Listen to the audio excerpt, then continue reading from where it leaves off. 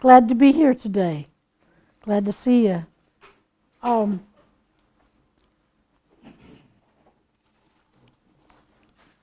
In a way, my title is How a Few Inches Can Compromise Health and Force People Out of Their Homes, and How to Change That. And I don't know how many of you know Claudia Ribola.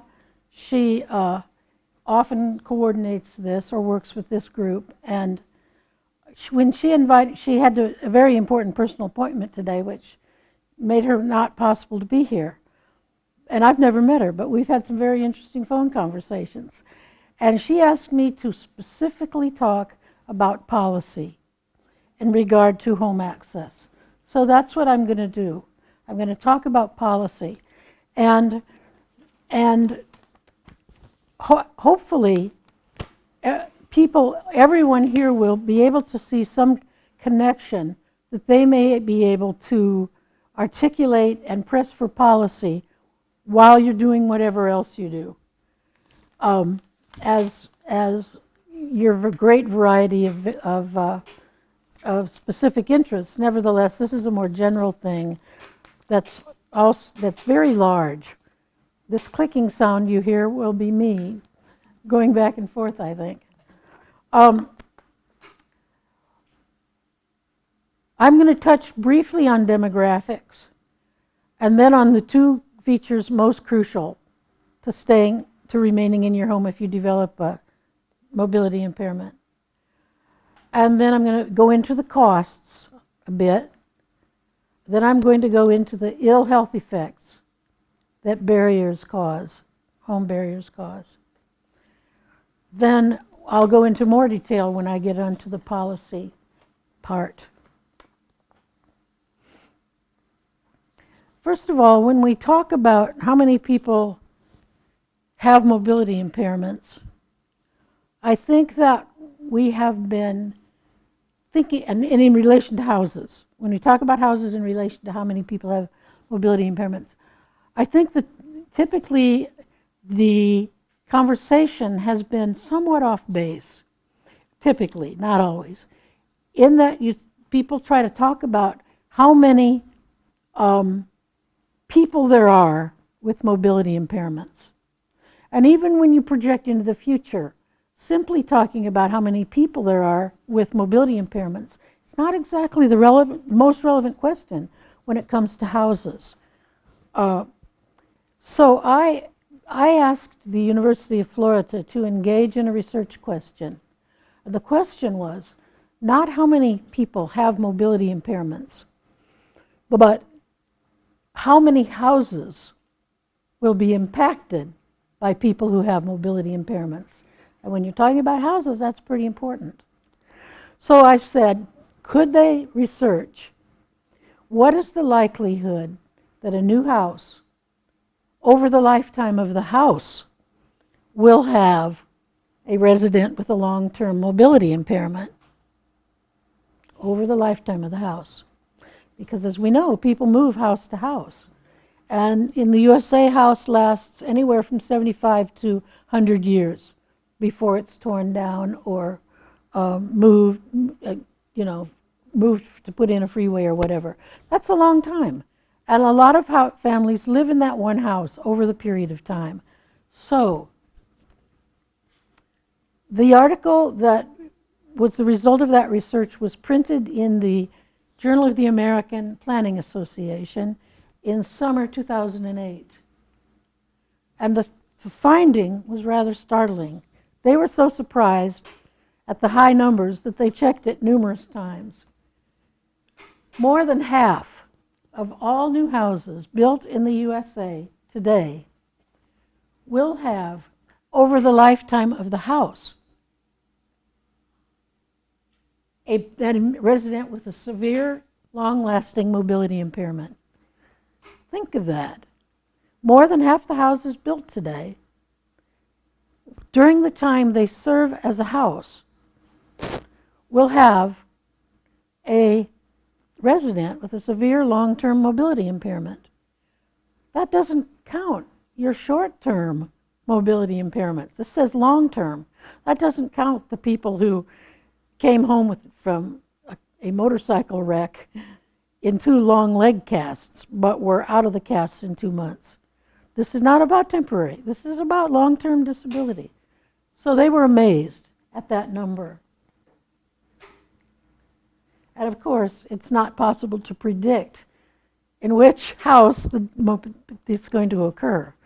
So that becomes a pretty powerful argument in favor of every new house with access.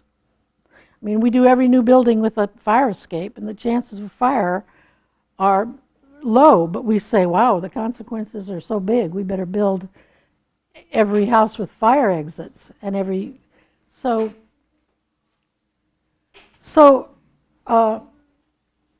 I'll just say a word about myself personally at this point. I had polio when I was 3 years old. That was prior to the vaccine.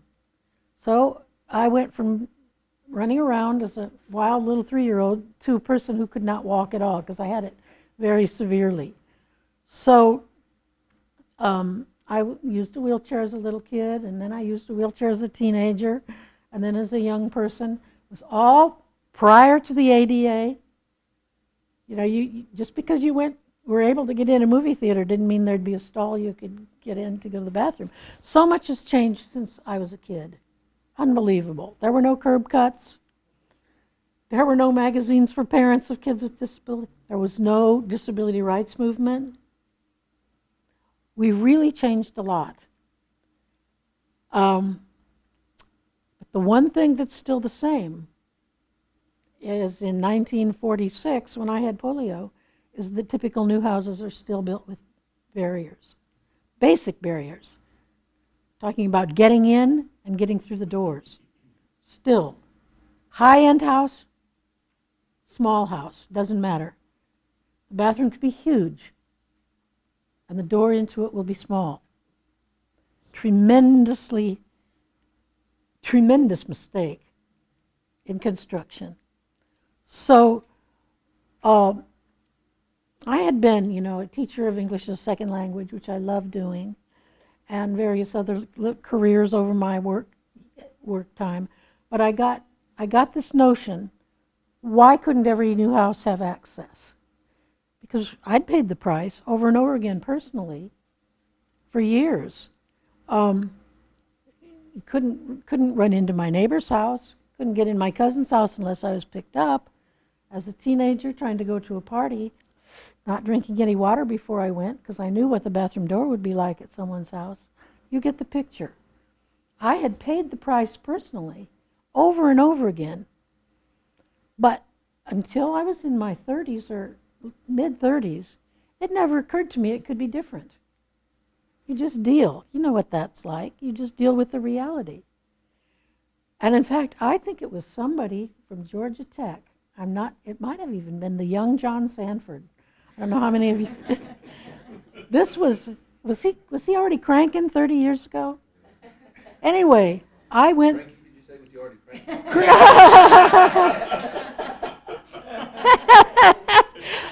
I worked at a rehab center at that time.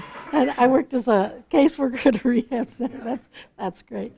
And the staff was called to a meeting, you know, over at Emory, and we all went eagerly, and this architect was going to speak. It may have been him. We're sitting there in the room, about 30 staff people, at least half of whom had mobility impairments, more maybe. He said, it's not your physical condition that's causing the disability. It's the built environment. Well, a lot of people have heard that now, but not many people had heard it back then. And for me, who'd already used a wheelchair all those years, it was stunning. It just almost made my head spin. Because everything in my energy was to overcome barriers. How can I overcome these barriers even better? And this was about, how can these barriers not be there? Which was pretty mind-blowing, really. It was a real turning point. And then I was somewhat involved in the movement pretty involved in the movement for lift on every new bus. Lift on every new bus. You can't go back and do every old bus. Why would we keep these new buses, keep doing the new buses with no lift or fold-out ramp? And so that movement occurred, and I got drawn up in it nationally. People blocking buses, people seeing it as a civil rights movement. And because of all that action, it became part of the ADA. It would not have otherwise. There was a lot of action that made it lift on every new bus. Well, then when I went home from one of my first actions about that, I thought, why not a zero-step entrance on every new house? And that became my mantra. So, what are the two most important pieces of surviving and remaining in your house? They're not all equal. These features are not all equal, as you know in your head and heart. But they're too often spoken as if the universal design features are somehow equal in impact, but they're not. The two highest impacts by far are a way to get in and out and getting through the doors. And when we began this, I told that to one of my colleagues early on, and he said, oh, get in and pee. And I said, well, that's about right. If you wanted to say it in 5 words, it would be get in and pee. So I'll take that for a mantra. It was even on my website for a while. So, I am interested in mandates. I think mandates on this issue are extremely important. Not mandate of every universal design feature, but a mandate of the basics. Yes, funded or unfunded, mandates. We've got to start requiring it. And in every new house. It has to become required in every new house, like a seatbelt is required. That's the stance I take, and so do many others. Because I believe it's both a justice issue and a health issue. So in order for it to become a mandate that every new house will have access, except the few that you can't, along the seashore and so on, it is necessary to highly prioritize the most important features because it has to remain affordable and it has to make sense to people. So nearly all, and there are existing mandates, which I'll be talking about. In order for every new house to have access, whether or not it's designated for somebody who currently has a disability, there have to be a zero-step entrance on an accessible route, back, side, front, or through the garage.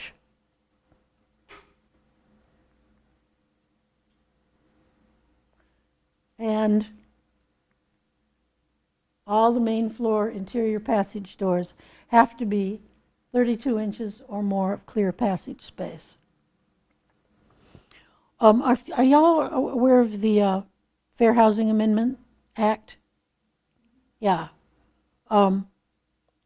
It requires every new apartment in a new building to have basic access. So in a way, this mandate is not so far out. It's just that it doesn't apply to townhouses or single family yet at this point.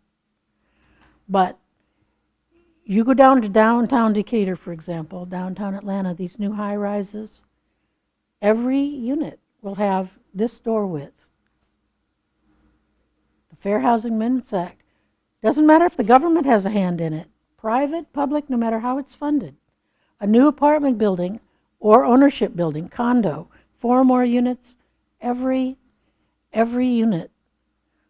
And it's been fantastic to go have a couple of invitations to one of these buildings and go down there, and every unit, you look at the door, wow, this is great. What a change. You could think of it as the first inclusive home design mandate. What about the cost? How much does it cost to add these 2 features on new houses? I shouldn't even be saying add, I should say incorporate, because we're not talking retrofits here. We're talking new construction. House on a concrete slab, that is, doesn't have a crawl space or basement. Concrete slab, I didn't even know what a concrete slab was till I got into this field. You know, I was a teacher of English second language. I didn't need to know what a concrete slab is. But basically, it's like how the bank is built, how Wendy's is built. There's no basement. They put down gravel. They put down concrete. That's called a concrete slab. And a lot of houses are built on a concrete slab throughout the country, particularly in the South and Southwest. So a house on a concrete slab, the extra cost, you know, those wider doors only cost about $2 more. If you buy them in bulk, and that's how builders buy them. Builders don't go into Home Depot and say, give me a door. If they did, they couldn't get this door because it's not stocked. But from a supplier where the builders buy their doors, this wider door is either costs $0 more or maybe $2 per door. So I counted them as approximately $10 for a little wider door and the zero-step entrance. Now, what about on a basement? There's been ample evidence now that it can be done for around $500. So even on a basement, it's to create the zero-step entrance costs less than a bay window.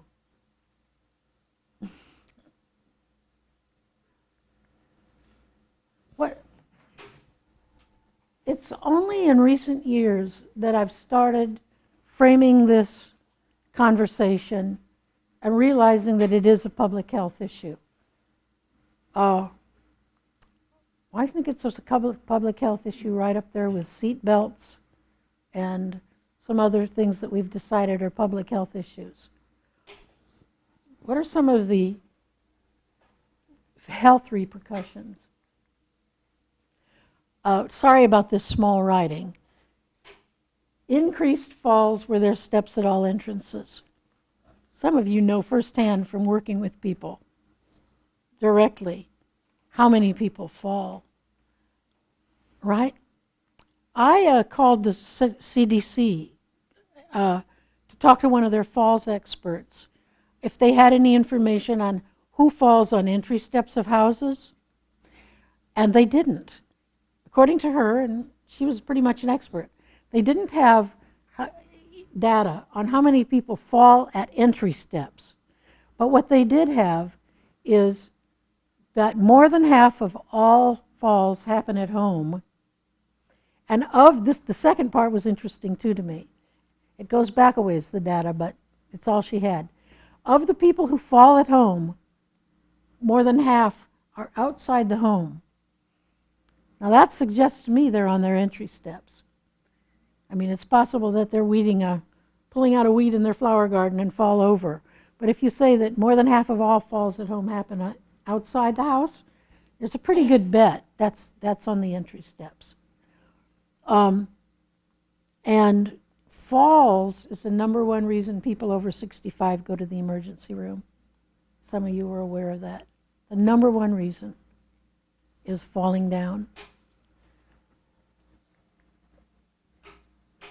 How do narrow bathroom doors cause people to fall down or hurt themselves? Can y'all read that? Because if you can, I'll just save my voice. But if there's anybody that is having trouble there seeing that,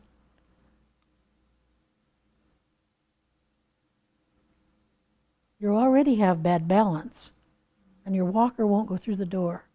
So you're creeping through sideways. And I'll mention here, a story of my own. I lived in a house for 6 months where I couldn't get my chair through the bathroom door. And so every time I wanted to use the bathroom, I was more buff and younger, I would get out of my chair, fall kind of to the floor, pull myself through the bathroom door, grab the commode, get on my knees, pull myself onto the commode, then get off the commode, drag myself back through the door. And I couldn't wash my hands in there because I was in there without a wheelchair. So I had to go to the kitchen to wash my hands. Now, I really didn't want to do that, really.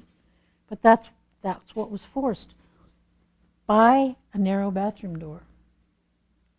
And you multiply that times millions. People don't tell those stories too often. They're kind of embarrassing or humiliating. They shouldn't be. The environment and how we build it are the ones that should be paying attention to this. But I remember very well what that felt like. And particularly, I lived with several other people, and they'd bring a friend home, and there I was down on the floor. Hi, glad to meet you. And I tried to make a joke out of it, but it wasn't funny to be crawling around on the floor at age 30 and grabbing the commode to get up on it. If that door, if that door had been wide enough, the bathroom would have been usable. Some people need more things, but other people, they can just get through the bathroom door. So yes, narrow bathroom doors cause falls.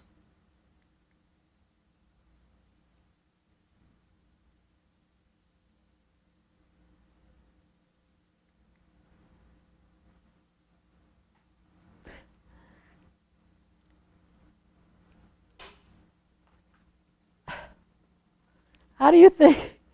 How do you think? How could a narrow door cause bladder and kidney problems? Well, let me hear from you. I mean, what's the logic here? Can anybody fill this in? Say what? Right? Right? Exactly. People who have that much trouble going to the restroom just think, well, I just think I won't drink very much water. In your own home, if you can't get through the door, or as a guest.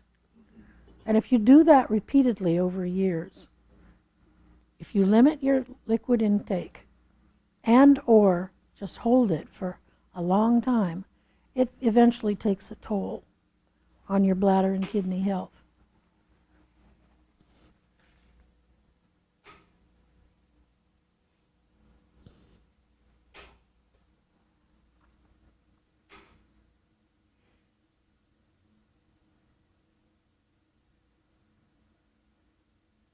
I'm just curious, have any of you ever been this is a long shot, but pretty much a caretaker, have a big hand in caretaking on someone who was had compromised mobility? Yeah, two of you already. Could you just say a word about how narrow bathroom door or steps at all entrances might play an impact on the health of the caretaker themselves? My dad had some issues late in life and lived with me part of the time. This is when I was in California. And the rest of the year, he lived with my sister here outside of Atlanta. And because of he could walk at that stage, excuse me, but he had a lot of balance issues because it was a cognitive brain condition. What we did, it's just that he was a big man. He was like 6'2", very athletic, very broad structured man, slim but very big, and 5'8". So it's just that body trying to get him in and out. Plus, it was uncomfortable for him to have me help him in and out of the shower. So what we did is we modified our bathroom. We didn't have an issue at that time with doorways. Because he wasn't using a walker at that time, or his chair at that time. But just knew early days it was the safety factor. And once we did all I was lucky because my house had the blocking required, but just redid his bathroom. And so the guest bathroom became his bathroom with all the step, the actual handle and the rails and the placement, and really took the time to kind of research where should it be, because it's not just because it's pretty, and when it's placed like that may not be effective for that person, and you have to take into height and weight placement. So it, which then made him much more comfortable, and then it helped me because I wasn't physically helping him to get in and out. Exactly. Would you? Wet in there. Did you want to? Yeah. Did you want to say a word, or not particularly, about your own experience helping? Well, I will. It's fascinating because it never occurred to me until you just mentioned it. But when my mother had terminal cancer, my baby sister was the primary caregiver, but I drive down to Columbus and kind of help out and weekends and stuff.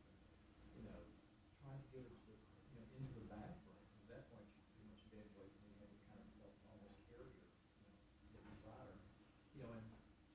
people trying to figure out how to maneuver her, through that door. Mm-hmm. Exactly. Poor body positioning and Yeah. Yeah. my friends have a son who has CP, and he's about 25, 26 now, and he's a big guy, and just the pulled muscles, the back injuries. We travel together. They've been to my house, getting him in and out of bathrooms in, hotels or public places. They get physically hurt, but also the exhaustion, and if they're sick, it's just almost impossible for them to care for him. Right. Caretaker health. Yes.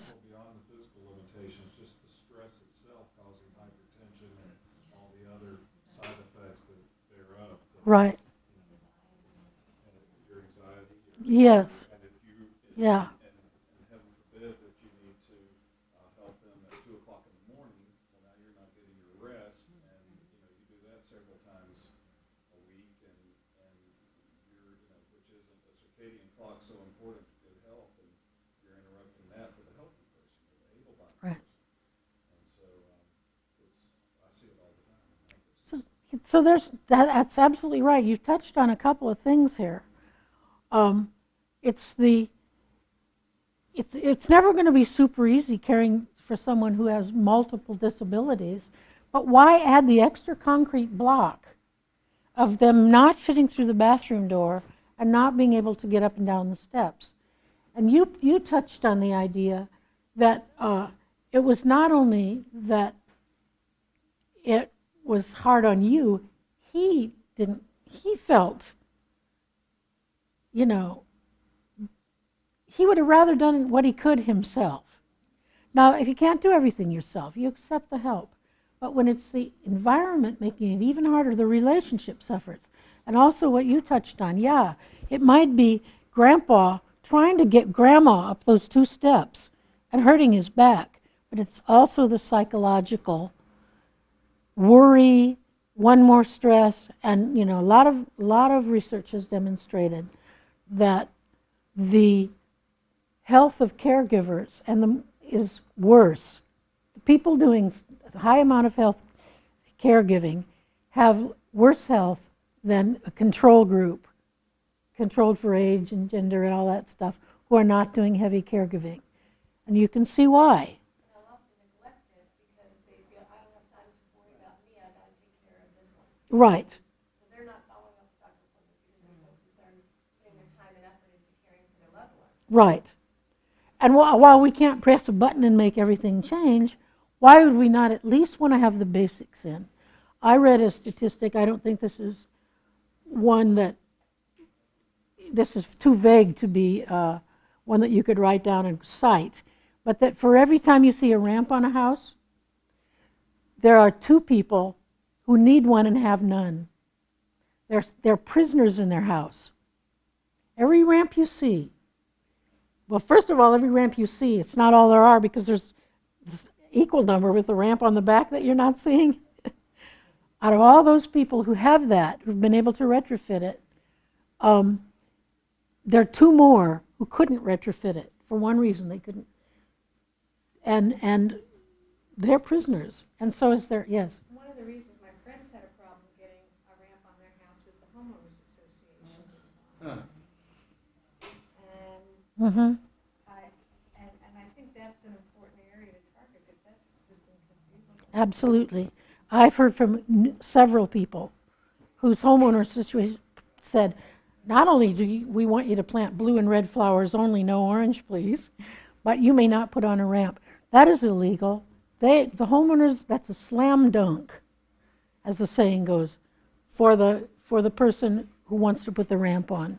The homeowners association will be found in violation of the Fair Housing Act, fair housing. My neighbors put a concrete ramp for when their dad moved in, and they were supposed to put a border in. And I must say, from my perspective, I've always been involved in legislation and policy since '74, getting laws passed, the first ones in New York. All right. This concrete ramp is a scar next to my house, and they did nothing to make it look pretty. So you've got to have a happy medium. I mean, we get along, And here's, but I'm right. pretty upset about it. I can understand that. And the happy medium Yeah. is to do it right in the first place. Sure, I'm in favor of add-on ramps. I've lived in 11 houses over my long life. And 10 of them had add-on ramps. That's right. And of those add-on ramps, it's amazing how you drive by after you've moved, it's gone. So here we are spending thousands to retrofit, and if the ramp doesn't look good, it's removed. But, well, I'll show you some houses where they're never going to remove the ramp because you do a landscape ramp. Well, I'll go into that in a second. Oh, yes, but diminished health of caregivers. There's a direct result from some of these barriers. Well, some of these people without ramps can't even get on their porch because there's a step down from their porch and there's not room for that little. They're sitting there behind the screen door looking out. They would love to be outside.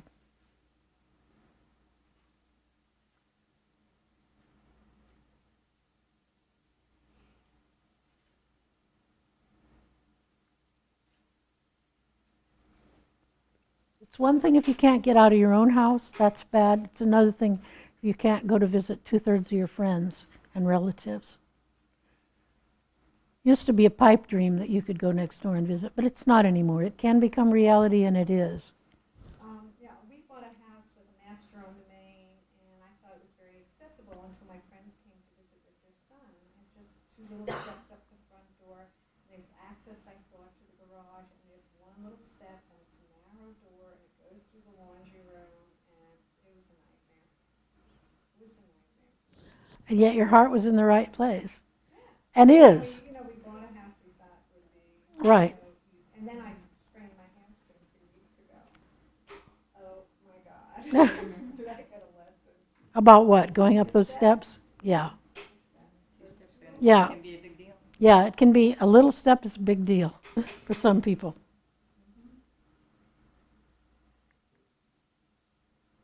Oops, I did that one already. This last one would be interesting to research.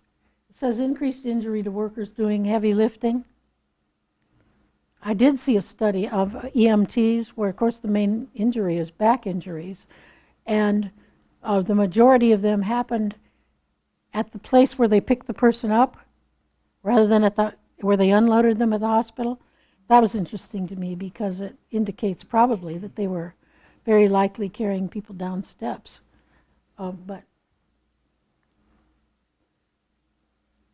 So our current construction costs are very, very high when we make these mistakes because of all these health problems that result from the barriers.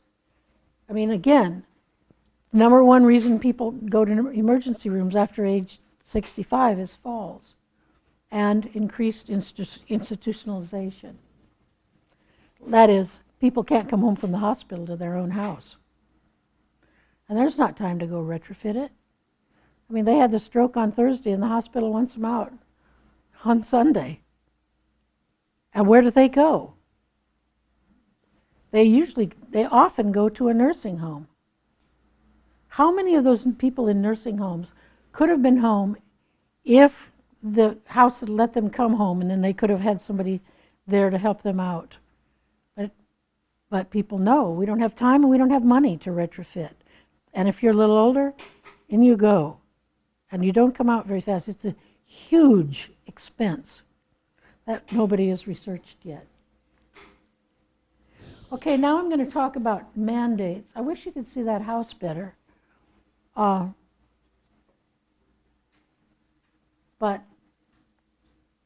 it's a little Habitat for Humanity house in Birmingham.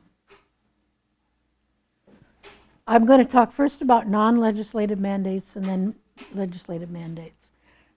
How is this house in Birmingham a mandate? Because the board of the local Habitat for Humanity in Birmingham said, if you want a Habitat house, it will have basic access. Not, as most Habitat chapters do, if you have a disability, we'll gladly build with access for you. That's the norm. The exception is we, as Habitat in Birmingham, build all our houses with basic access. Wide doors and zero-step entrances. Same for Atlanta, by the way. Atlanta builds every new house with access. Habitat. That was our first victory in '89. It took 2 years because it was so odd. Why would we build every house with access? That doesn't make any sense. If somebody's disabled, yeah. And then they said, we'll try it. That was one of the greatest days of our lives. And by 1990, they had about 30 houses up. Now, they have 950 plus visitable Habitat for Humanity houses here in Atlanta. So, one of the messages is, and I hope you'll carry this out to wherever you talk to who is giving out money.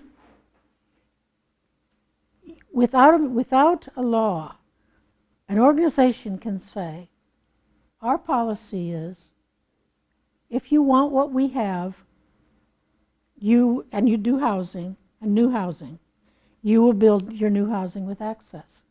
That's what Habitat for Humanity did. If you want our tax break, low-income tax break, you can have it, sir.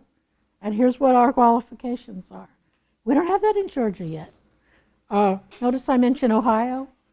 The Ohio Housing Finance Authority, which is the equivalent of our community. Come on, help me out with that. DCA. Our Department of Community. What is that called? Department of Community Affairs, which is the equivalent of the Ohio Housing Finance. In Ohio, they say, sir, you want this federal low-income housing credit? Well, you can have it, but on your new housing, you will do X. Whereas here in Georgia, we haven't done that yet. In fact, only 2 states have done it. But it's within the power of the organization to start doing that, to start saying, if you want X, you will build with basic access. And the woman there in Ohio who brought that about was kind of a low-level employee. She just took it to her boss and said, boss. And what she noticed was they already gave a point in their applications for some universal design features. They gave an extra point on the application. And there was this list of universal design features. But you didn't have to pick the zero-step entrance and the wide doors. You could pick that they had lever handles and that the plug-ins were reachable. Well, I like reachable plug-ins and I like lever handles. But I don't want you to get points on your application for those when you don't have a zero-step entrance. We have to prioritize. Universal design is great, but it becomes a roadblock to these goals if people don't say that there's a difference between what you do when you can do the full 9 yards, like your show houses, which is wonderful, and what you do when you want this everywhere, when you want this to become a common practice everywhere. And so what she did, this employee in Ohio, is took it to her boss and said, look, can we leave the universal design for the extra point, but say that they have to do the basic access to get in. And that makes sense to me. There's the basics, there's the protein, and then there's the other things that are also great. I love my sink that I can pull up to in my house. It doesn't have that middle bar that keeps you from washing the dishes that way. I did my dishes like this for 30, 40 years. I love that sink. But where I get upset about that sink is when somebody who knows a lot about the details of universal design but does not have a grasp of what has to happen to get the basics everywhere starts speaking as though that accessible sink is somewhere near in impact to the zero-step entrance in the door. I mean, you can do both. You can advocate for the basics very strongly and also point out the other things that are also great to have and keep those separate. almost separate in your mind. I think that's super important. If you come away with one thing, it would be that. Well, let me brush on here a little bit. Yes, tying another example of tying receipt of a housing-related benefit to a requirement for basic access. This was neat. He wasn't even the director of the housing authority. Paul Pierce, some years ago, he was the assistant director, deputy director, I believe, of the DeKalb County Housing Authority. And he thought, well, there was going to be single-family houses, no law applied.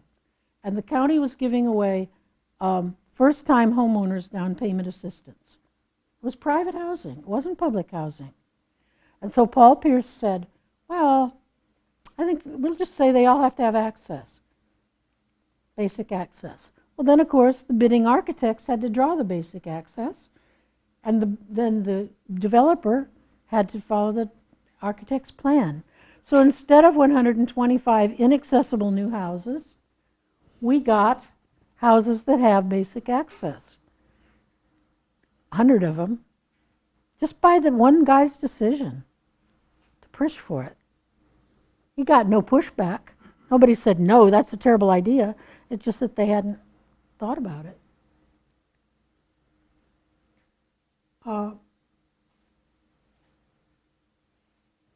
When it comes to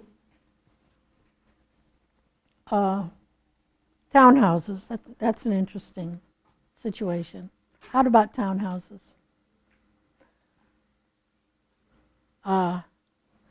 My take on look at these in Chicago. I'm sorry if it's a little dark. Can you see them pretty well? It's just that they all have zero-step entrances and wide doors. You'll take my word for it. Well,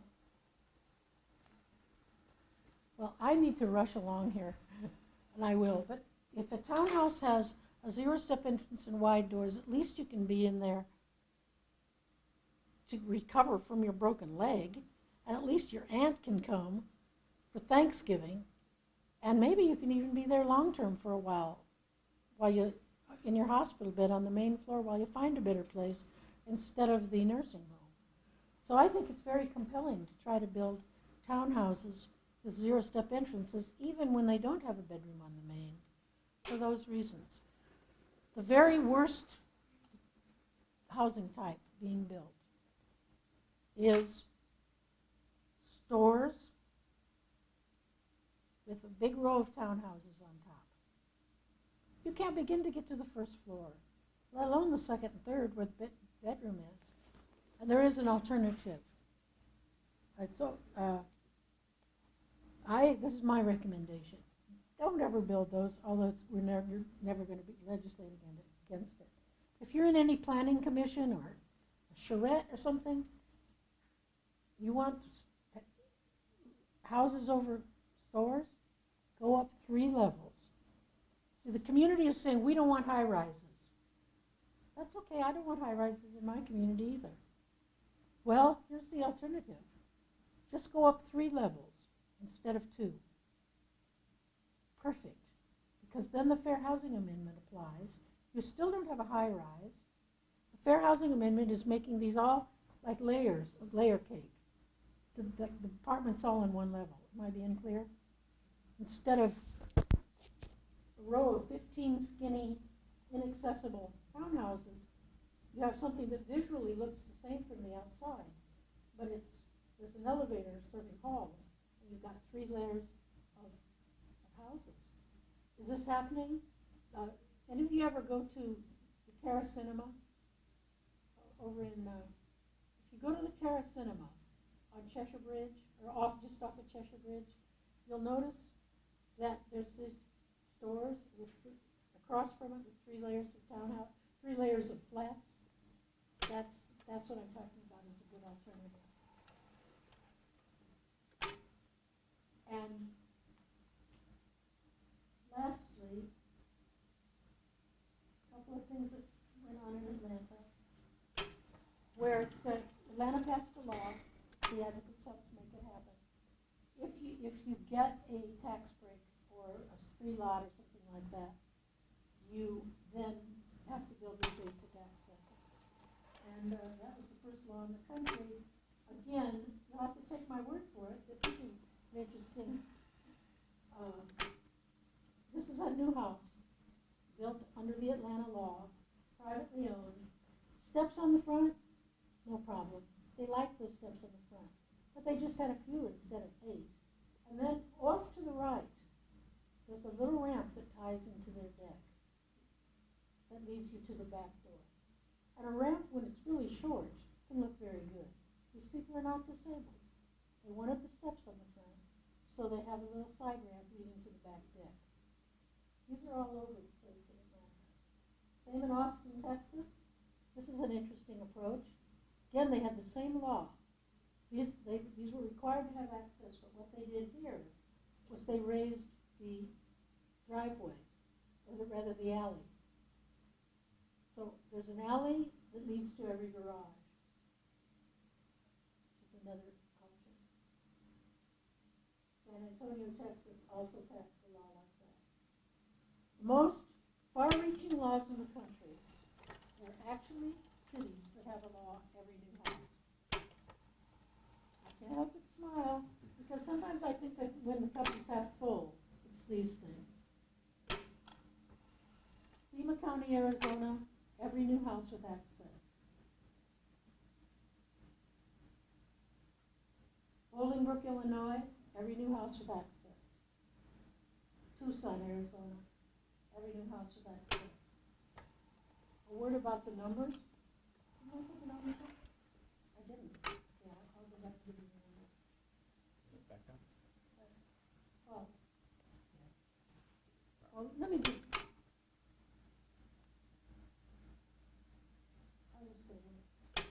I don't need the slide. Just tell you about the numbers. Pima County, Arizona, 22,000 visitable houses. Visitable, basic access, whatever you want to call it. Because they passed their law in 2002. Every new house with basic access. And then every law that has that has to say, unless it's impossible for XYZ reason.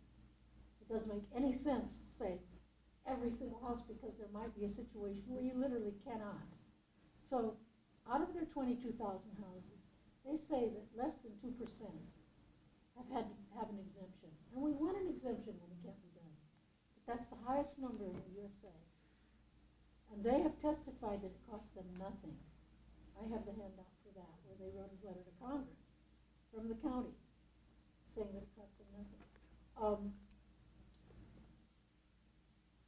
And then we were told, okay, oh, well, yeah, we already just said it can't be done. And then when it's done, they say, well, you did it there, but it can't be done here. So after succeeding in Arizona, they said, the opponents, well, yeah, you can do it on a concrete slab like in the Southwest, but you can't do it up in snowy country because the snow will blow in the house, and plus they all have basements. We said, well, snow doesn't blow in Wendy's up in Chicago. They still can open the door. They still build a bank with a 0-step entrance. Snow doesn't seem to stop that. Why would it stop the house? Also there. And then the whole idea of the basement. I was so glad that the second law that passed was in this city near Chicago. Bolingbrook, Illinois, about 80,000 people. The mayor, an advocate, got bit by the bug, the visitability bug, and he went to the mayor. And the mayor said the mayor was very strong, very popular, and he made it happen. He manipulated it to happen. And they built over a basement, every house. And that's where the $500 came from. They came up with the solution. If I still had my pictures there, you remember when you saw those houses that had access, even though they were kind of dark? They didn't have ramps per se. They used the dirt. A landscape ramp that's not going to be standing above three this deep in concrete or this deep. It's dirt cheap because it's dirt.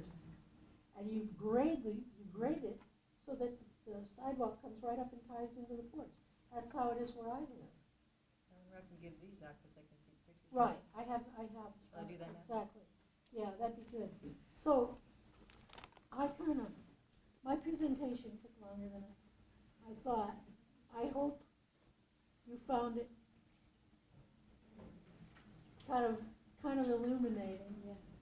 Great argument. Do they have any fall data or aging, the ability to, more people are able to age inside of their home for Pima County? Are these early cities? Can you read?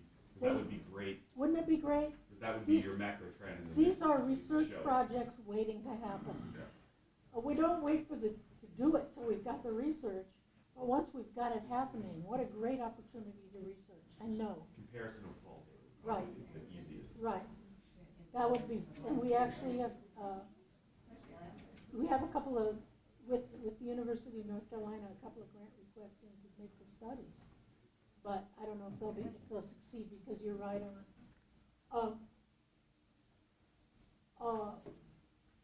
National Association of Home Builders. You think they're for or against these laws? Take a guess.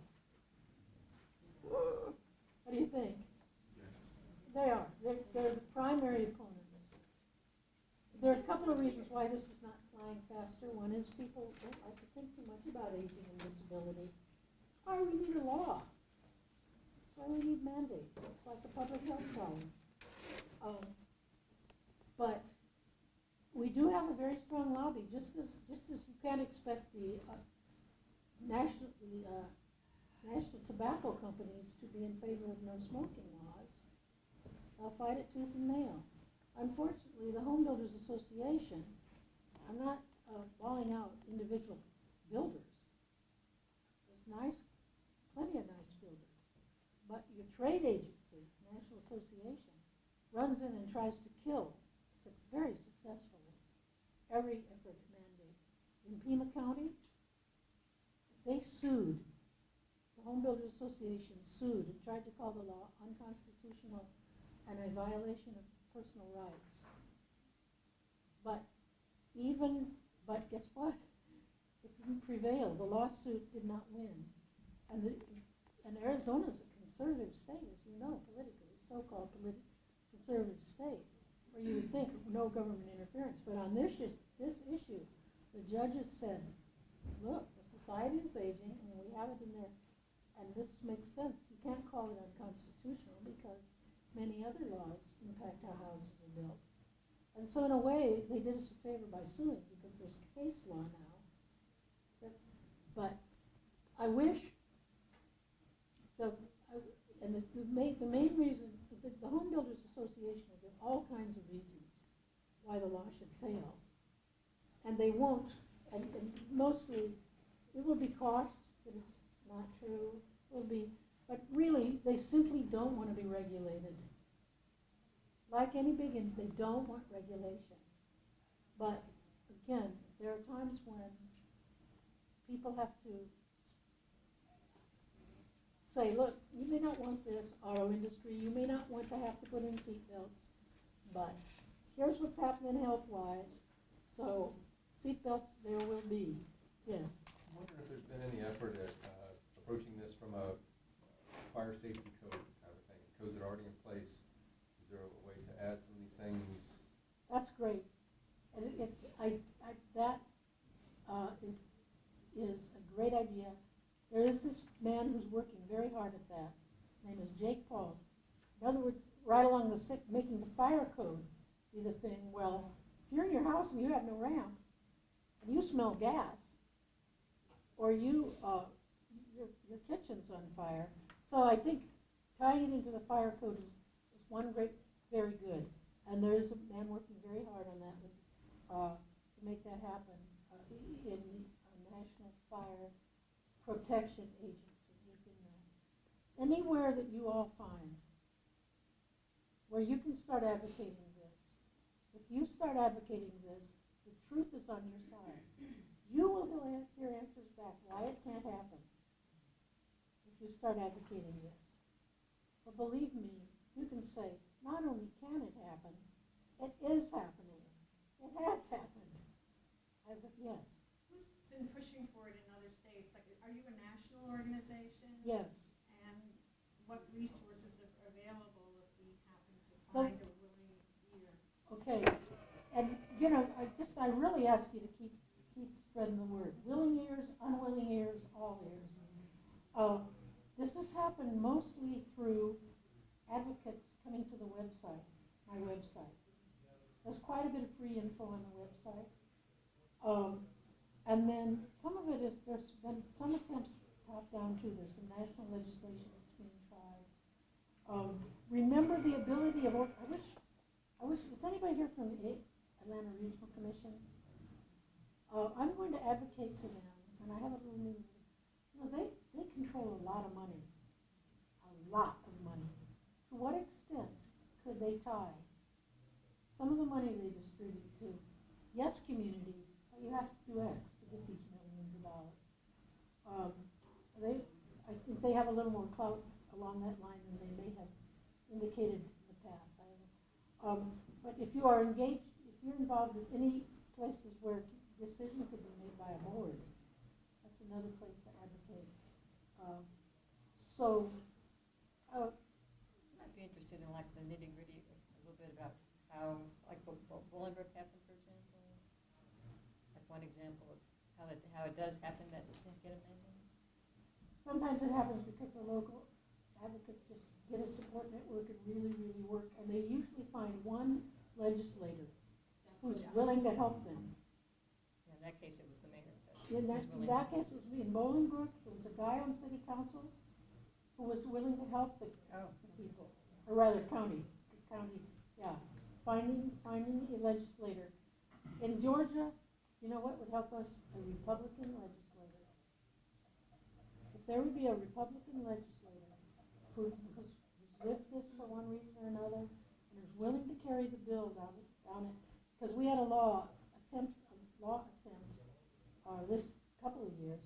Every new house on a concrete slab in Georgia, every new house on a concrete slab, and it went down in flames every year. We could not get a Republican sponsor. In Georgia, you've got to have a Republican sponsor, or it's going to just languish. But again, you may be talking to one. It can happen house by house too. It doesn't have to happen by law. It can also happen house by house.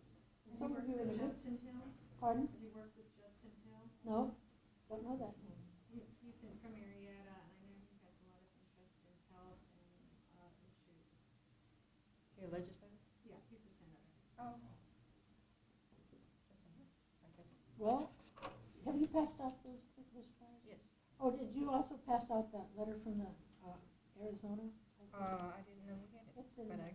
I'll pass it out. Well, we didn't really break any groups. It's okay. I think so. One of the questions, I mean, we've been having this discussion really, and I'm not a policy expert, so anybody wants to jump in here.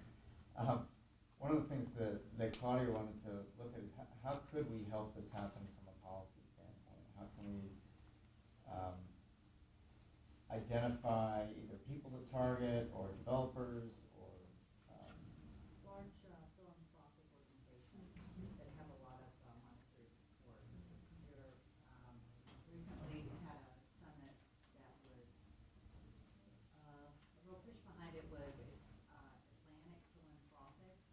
So I Google them, Atlantic Philanthropic, and I would start with organizations that are just now or have been real interested in senior applications, because there's a real interest in today's world about the grain of the U.S.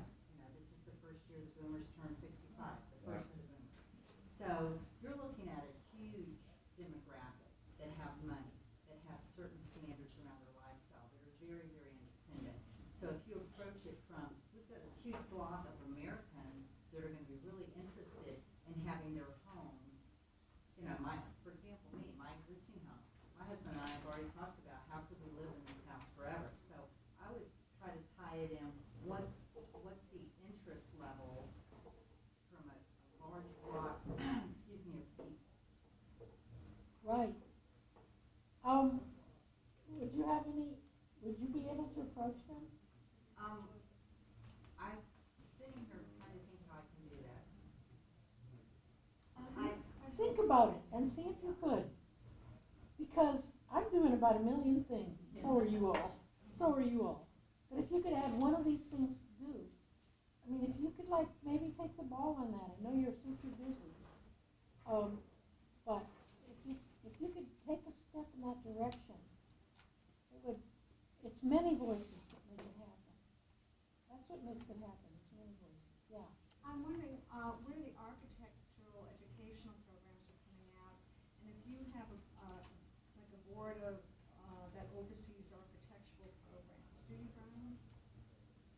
Like I know medical schools have, their oversee board. Like for architects, is there any accrediting agency or guiding group?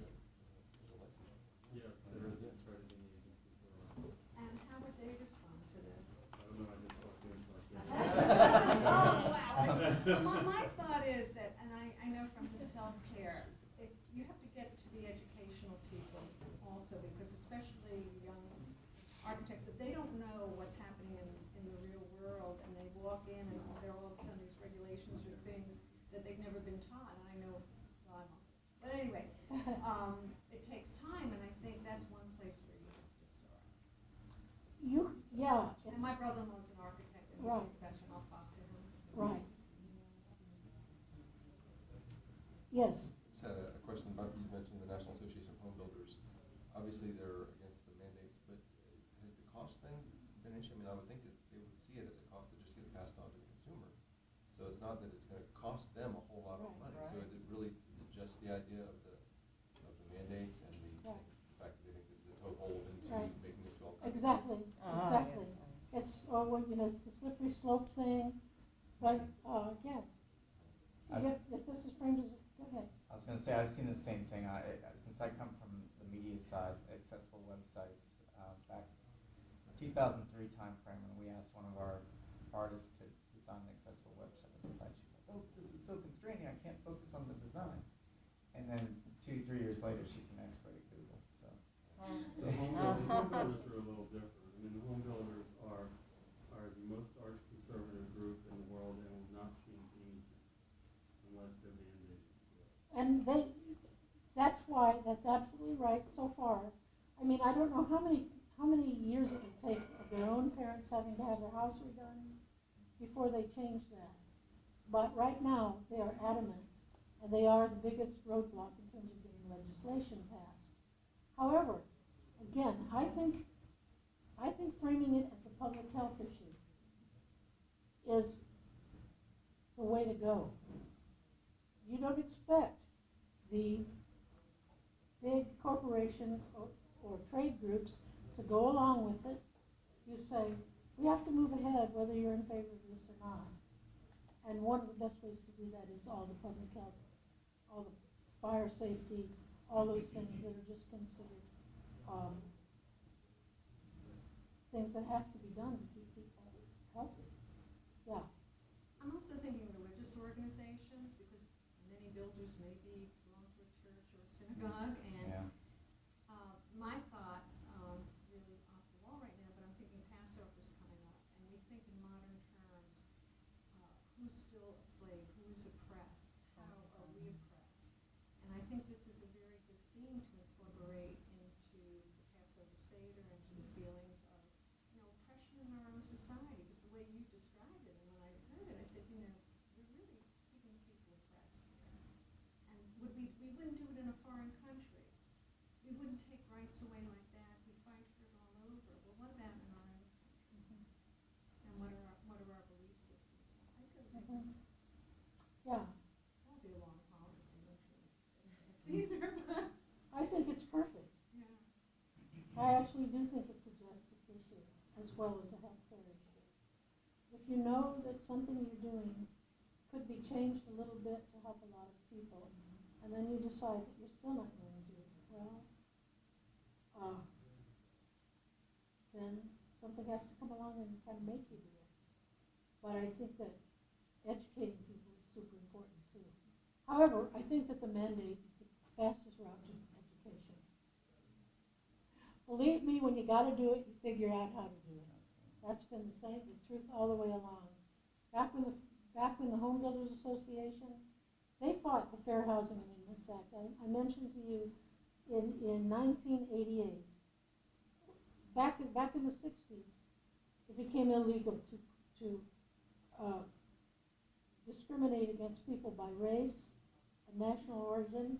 You couldn't just say to somebody, I don't like people from where you're from, and we're not going to rent to you, and it was legal. It stopped being illegal in the 60s through the first round of the Fair Housing Amendment. But in 1988, two groups were added as protected classes. Families with children and disabled people with disabilities. You used to be able, if you're old enough, you remember a big sign. No kids, no children. At a housing complex, apartment complex. Well, where are they going to go? It became, the market worked fine for the market. They were selling to a lot of people who didn't want kids around. But it was a matter of justice. And it became illegal to say we will not have kids, except in certain old age restricted communities. You can't do that anymore. And at that point, disabled became a group too. From that, there were access requirements in the new construction that took place in 1991. Oh, the home builders fought tooth and nail. First of all, they fought not to have it pass in the first place by having all these various options that would have gutted it. But righteousness prevailed in that case because the amendment passed with significant zero-step entrance, wide doors, and some other things. Then they said the home builders spent years saying we don't know which laws to follow. We're all mixed up because of all the codes. That was true to some extent, that there was a big number of codes to follow, but they knew how wide the doors should be. And they knew there had to be a zero-step entrance. Lawsuits started to happen, suing builders who didn't do it. And they won. And you know what I like about those lawsuits? I don't like lawsuits. I was raised Mennonite. We're not supposed to sue people. I don't particularly like suing. But these builders were not just, we put our washer and dryer a little too high in the common room. Those lawsuits were based on egregious errors. Blowing off the door width, there's no excuse for it, no matter what code you're looking at. And that's when these lawsuits started succeeding, that's when the education started. Because then the builders were saying, hey guys, you can't do this anymore. Do this. When you have to do it, you do it. Until you have to do it, pretty much don't. Have you worked with AARP? To some extent, yeah. Yeah. AARP should be behind the mandate thing 100%.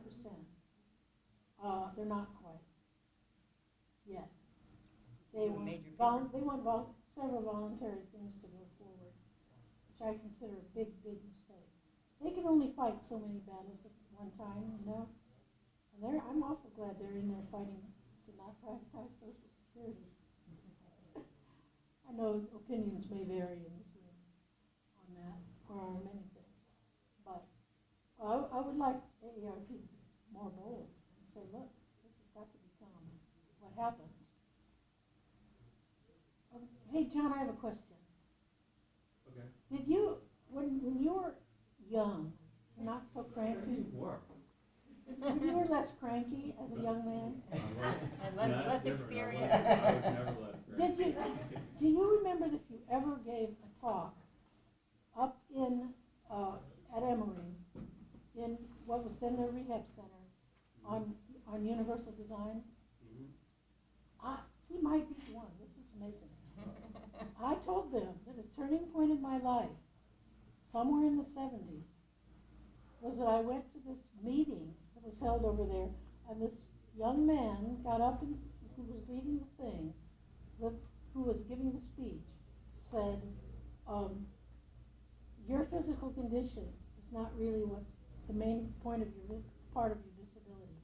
How the environment is built creates a lot of your disability. Was that you? Could have been, but not in the 70s.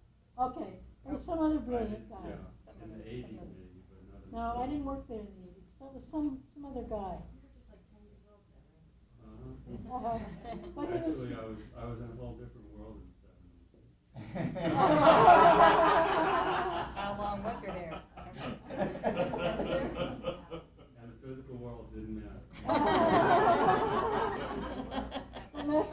bouncing off the Hey, inside of that's his very head. good. He was more mellow back then.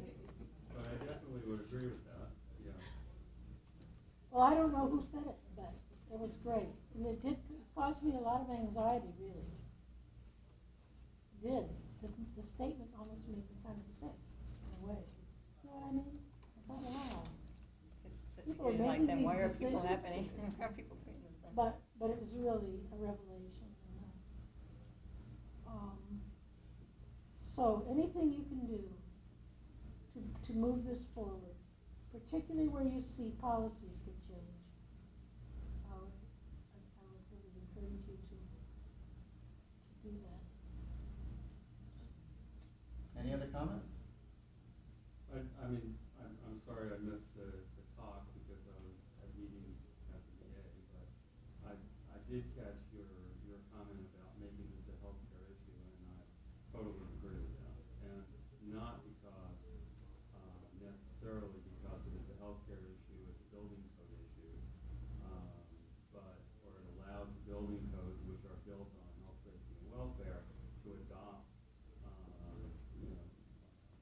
changes and mandated changes, but because it is a healthcare issue. I mean, it is something that our homes creating disability, even amongst people who have, who don't qualify as being disabled under the ADA, become disabled because of the environment that we're in. And, That's right. and that disability is a healthcare issue. So, if we change our thinking from it being an access issue to an activity, health, and participation issue, then we come at it a little different way, and we also engage the medical profession in ways that they haven't ever dreamed of being engaged in this. And when I talk to what did you mean by that last thing you said? We engage the medical profession? I didn't quite in ways that they've never dreamed of being engaged in these issues.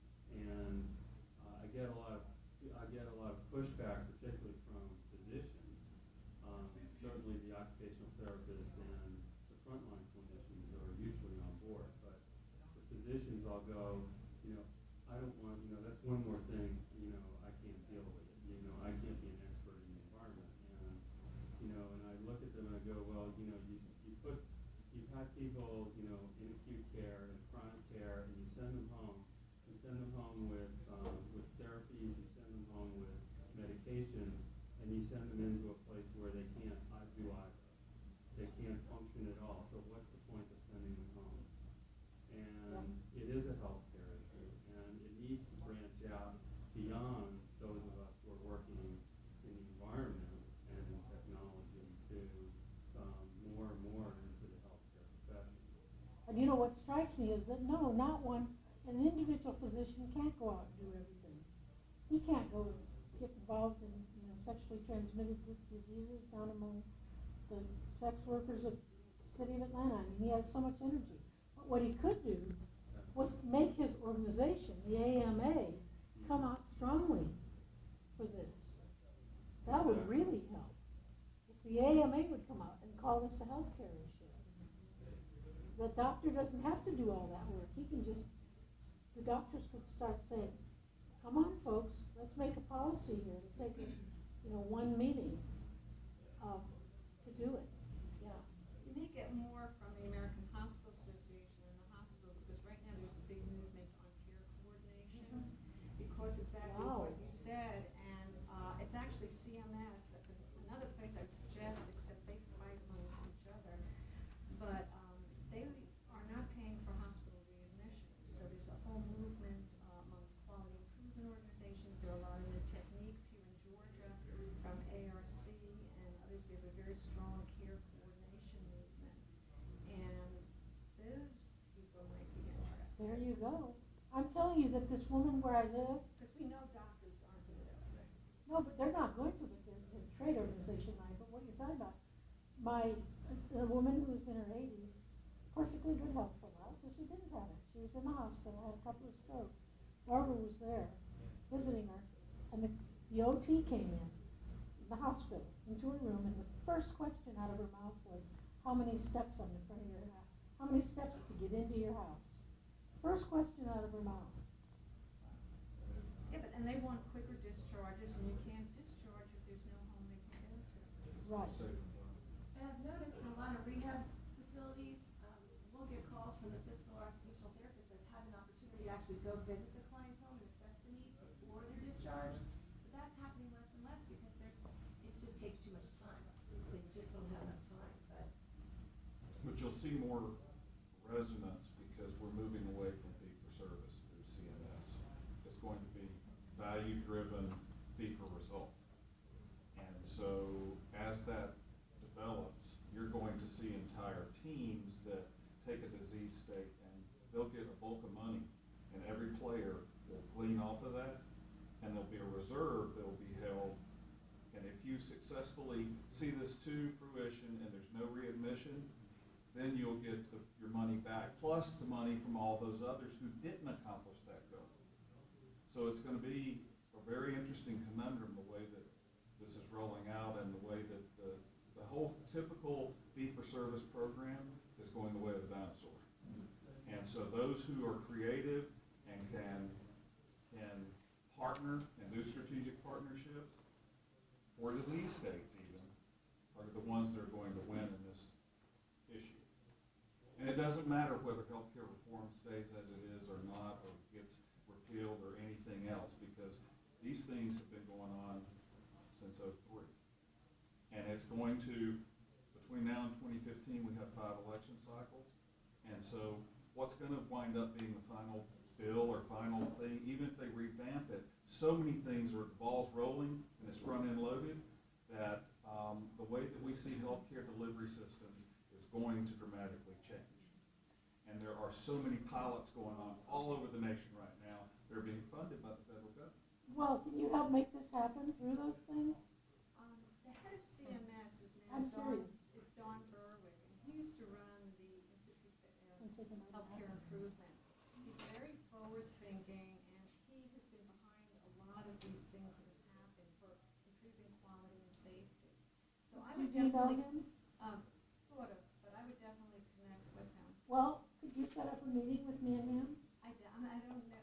At this point, I think he's too far up the food chain, but I think if you write to him and outline, the costs and some of the things we said here today, and it might happen, and, I'll see who, I'm not in that area anymore, so I'm not sure I could do it, but I would definitely contact him. Do we have everybody's contact info, or do I need to get business cards? No. Email us if there's the Fran, document. did you? We can leave business cards if we need to. And could you also send me, whoever signed up, my email address is on that handout I gave? Yeah. I will take tour groups around where I live, which is always a very interesting little tour, because it's every new house with access and it's intergenerational. If you set up meetings, I will come. I can't set up more meetings than I'm doing. But if you set up meetings, I will come. That's why I'm here. I didn't hear because I just wait till somebody asks me to do it, and then I do it. I really... And you can bring people to tour. Yep. Our intergenerational. If you want to bring a group out, just call me. I can give them the short version of this.